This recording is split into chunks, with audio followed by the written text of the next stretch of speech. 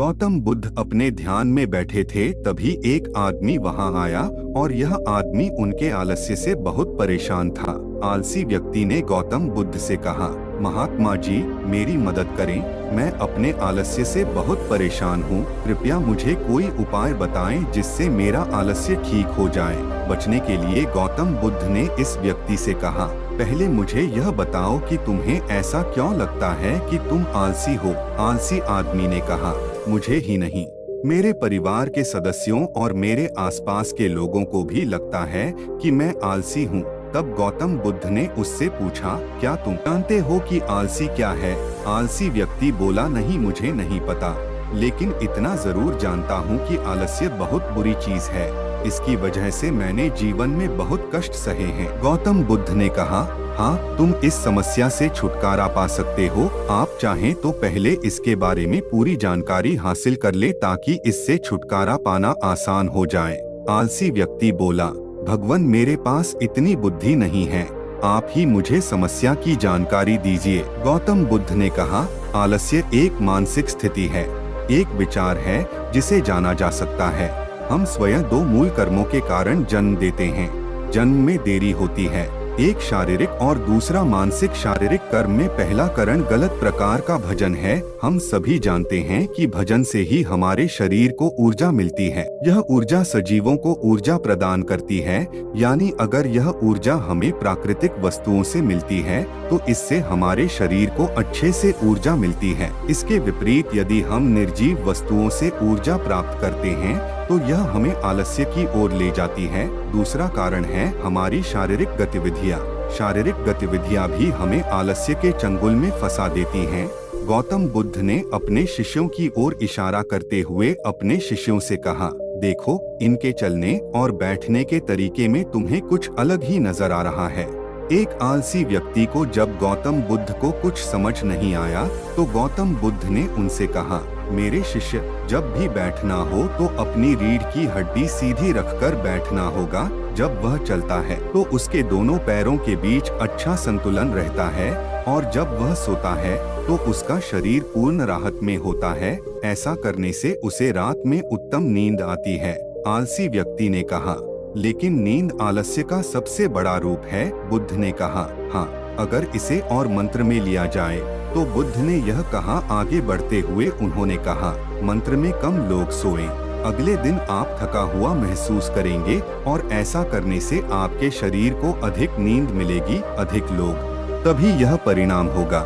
इसलिए नींद लेना बहुत जरूरी है। सही मंत्र में न ज्यादा न कम। आलसी व्यक्ति ने हाँ कहा, मैंने स्वयं इसका अनुभव किया है। बुद्ध ने कहा, अब मानसिक क्रिया का अर्थ समझो। मानसिक क्रिया का पहला कारण हमारी पुरानी गलतफहमियां हैं। अक्सर ऐसा होता है कि जिन कार्यों में हम पहले सफल हो चुके होते हैं उनमें ऐसी भावनाएं हमारे अंदर बन जाती हैं। ऐसी धारणाओं से छुटकारा पाने का एक ही तरीका है कि हम अपनी माँ को समझाएं कि पिछली बार हम उन्हें संतुष्ट करने में असफल रहे थे। अब हम उन्हें उनसे ज्यादा जानते हैं, क्योंकि असफलता के बाद हमें उनसे बहुत कुछ सीखना होता है। बुद्ध ने कहा, दूसरा कारण आलसी और कर्महीन व्यक्ति की संगति है। कई बार ऐसा होता है कि आलसी हम नहीं बल्कि वह व्यक्ति होता है जिसके साथ हम रहते हैं। उनके जैसा बने। इससे छुटकारा पाने का आपका उपाय बहुत सरल है। कमजोर और आलसी लोगों से दूर रहें। ऐसे लोगों की संगति में रहें जो अपना काम बहुत लगन से करते हों और आपसे कुछ शिक्षा प्राप्त करते हों। गौतम बुद्ध ने तीसरे कारण की व्याख्या करते हुए यह कारण कहा, आलस्य का सबसे बड़ा कारण कल पर कम टालना है। ये वजह इतनी ताकतवर है कि किसी भी इंसान को बर्बाद कर सकती है। इससे बचने का सबसे आसान तरीका है कि जितनी जल्दी हो सके कम करें।